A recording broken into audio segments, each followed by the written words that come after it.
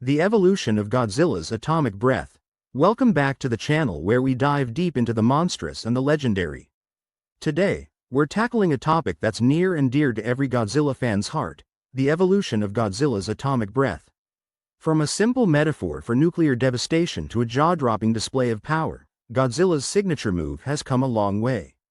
So, grab a snack, get comfy, and let's journey through the ages to see how this legendary ability has transformed. So, why is Godzilla's atomic breath such a big deal? Besides being incredibly cool, it's a window into how the character and the times have changed. Godzilla isn't just a giant lizard, he's a cultural icon. His atomic breath has been a symbol of fear, power, and even hope. Let's dig into how it all started. The origins of Godzilla's atomic breath.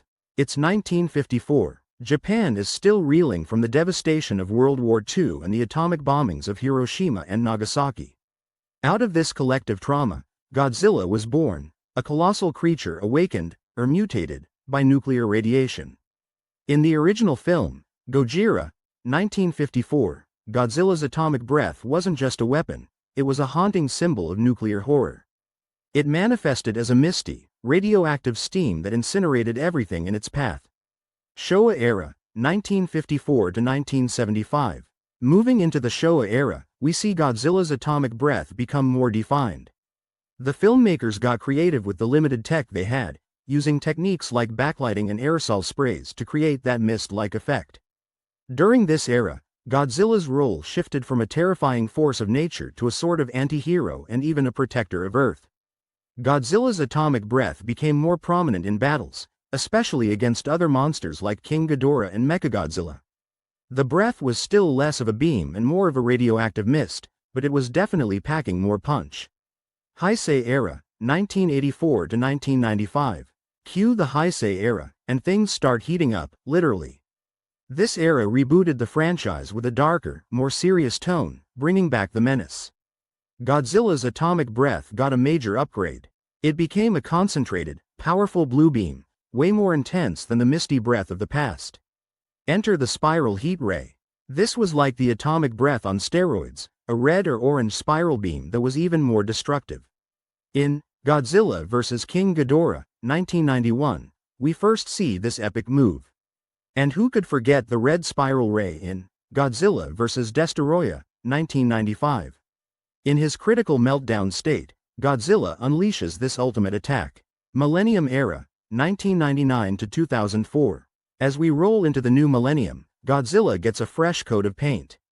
The Millennium-era films are unique because each one is a standalone story. This means we get different interpretations of Godzilla and, of course, his atomic breath. The atomic breath during this era varied in color and intensity, sometimes blue, sometimes reddish-orange. One standout is Godzilla, Mothra and King Ghidorah. Giant Monsters All-Out Attack, 2001. In this film, Godzilla is pure evil, and his atomic breath reflects that, being more destructive than ever. The CGI allowed for more dynamic shots and epic scenes of devastation. Reiwa era, 2016-present. Starting with Shin Godzilla, 2016. This film reimagined Godzilla in a way we've never seen before, a constantly evolving creature. Godzilla's atomic breath in Shin Godzilla is a multi-stage process. First, he emits a thick black smoke, which ignites into towering purple flames. Then, it focuses into a concentrated purple laser beam. In the anime trilogy, starting with Godzilla, Planet of the Monsters, 2017, we get a futuristic take. This Godzilla is even larger and more plant-like. His atomic breath is more of a particle beam, and he can generate an electromagnetic shield. Legendary's Monsterverse. Starting with Godzilla, 2014, we get a Godzilla that's a bit bulkier. In this film, they teased us before finally showing Godzilla's atomic breath. The build-up with his dorsal plates lighting up, that iconic blue glow, was worth the wait. In Godzilla, King of the Monsters, 2019, the atomic breath was used more frequently. Plus, Godzilla got a serious power boost after absorbing a nuclear explosion.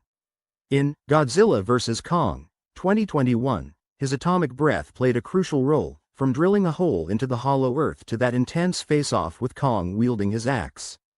Symbolism and cultural impact. Godzilla's atomic breath has always been more than just a cool effect. In the original film, it symbolized the destructive power of nuclear weapons, a very real fear at the time. As the series progressed, it also came to represent technological advancement and humanity's impact on the environment. Different eras reflected different societal concerns. The Showa era's less threatening breath matched the lighter tone of the films. The Heisei era's powerful beams mirrored the escalating arms race and environmental issues.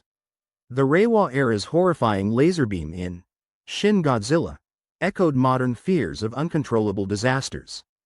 Technological advancements in depicting the atomic breath. Back in the 1950s, the filmmakers had to rely on practical effects. They used optical animation, painting effects directly onto the film. As technology advanced, so did the effects. The Heisei era utilized modern compositing techniques, allowing for brighter beams. CGI started to appear in the Millennium era. Today, the MonsterVerse films showcase hyper-realistic beams with tangible impacts on the environment. Sound design has also played a huge role. Fan interpretations and theories. The Godzilla fan community is super creative. Fans have come up with all sorts of theories about how the atomic breath works.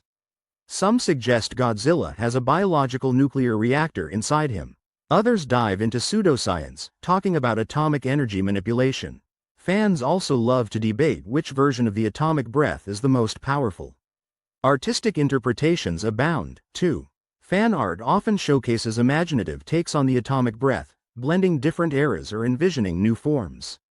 Fan fiction explores scenarios where Godzilla's abilities evolve even further.